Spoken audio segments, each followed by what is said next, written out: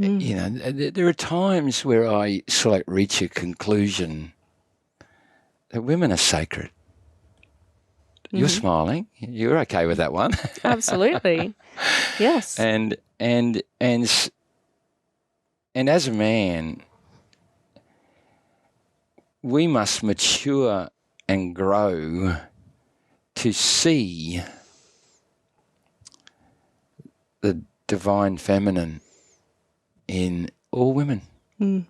All women, because they have that which I don't think men naturally have. And I think you even question it there too in the poem when you say, I hope he's been a 100% awesome dad and awesome husband. It's like doubt over whether whether the men have the capacity to love in the same way. Yeah, and interestingly, I would even challenge that line now as well. So in the way that I've changed from the time that I wrote that to now, because men do have the divine feminine within them as well. Often men are more masculine at their core, but not all men. Yeah. But there is a balance or a certain degree of masculine and feminine within all of us. And so, you know, I've been fortunate enough to meet men who do have that wonderful divine feminine within them as well as the divine masculine. Would you still call them male, really male? Absolutely. Yeah. Having a degree of feminine within the masculine is a good thing. Yeah. What does the divine feminine in a male look like?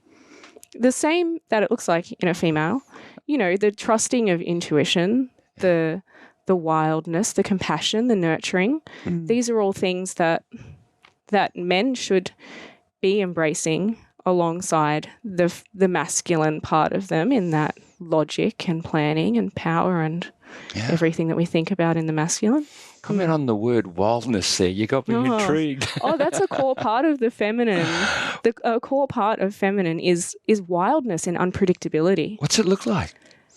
In this idea that women might be rash in their decisions, or that they might be emotional, which is something to embrace. Yeah. I can't imagine what's going through your mind, Chip. Lots of agreement. I just, when we use terms like divine feminine, it just gets a bit vague for me. It's like, what are we? We're just talking about, we're talking about personality traits. We're talking about the ways the different sexes typically express probably the same instinct, I would say. Yeah. And I would profoundly agree that you need to have an element of both in your personality. I mean, men need to be compassionate. We need to respect compassion. Rather than exalting these really traditional, quote unquote, male traits and then refusing to acknowledge the value of compassion, of nurturing, because it's dehumanizing when we do that, and it cuts us off from the essential humanity that we all share, I reckon.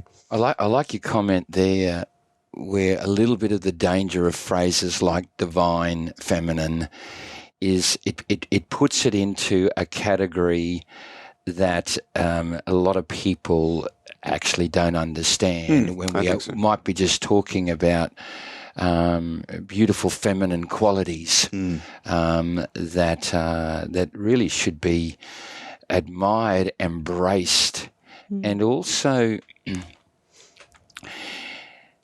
for men, I attractive enough to actually want to mirror some of them within themselves back to the feminine. Yeah.